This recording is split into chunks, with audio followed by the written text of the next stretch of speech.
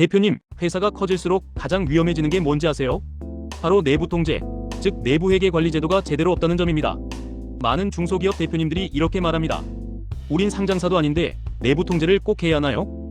하지만 진짜 위험한 건 상장사가 아니라 중소기업입니다. 왜 그럴까요? 오늘은 내부 회계 관리 제도가 왜 반드시 필요한지, 그리고 없을 때 어떤 위험이 생기는지 가장 중요한 핵심만 정확하게 설명드립니다. 대표님, 내부 통제가 없으면 가장 먼저 발생하는 문제는 본이세입니다. 지출 승인 체계가 없다 보니 직원의 작은 실수나 반복된 누락, 그리고 고의적 비용 지출까지 대표님 모르게 계속 누적되는 겁니다. 이런 회사들의 공통점이 있습니다. 대표가 모든 걸 다 챙긴다. 하지만 회사가 조금만 커져도 사람이 모든 걸 통제할 수는 없습니다. 두 번째 위험은 잘못된 증빙입니다. 영수증이 없거나 사적 지출이 섞이거나 법인카드 사용 내역이 엉켜 있으면 이게 바로 세무조사의 핵심 표적이 됩니다. 세무서는 이렇게 판단합니다.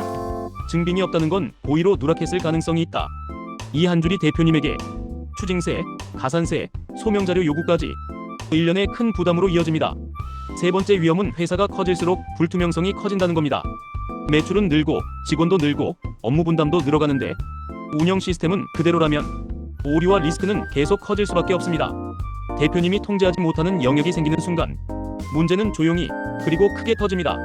그럼 내부 회계 관리 제도, 내부 통제를 구축하면 뭐가 달라지냐고요?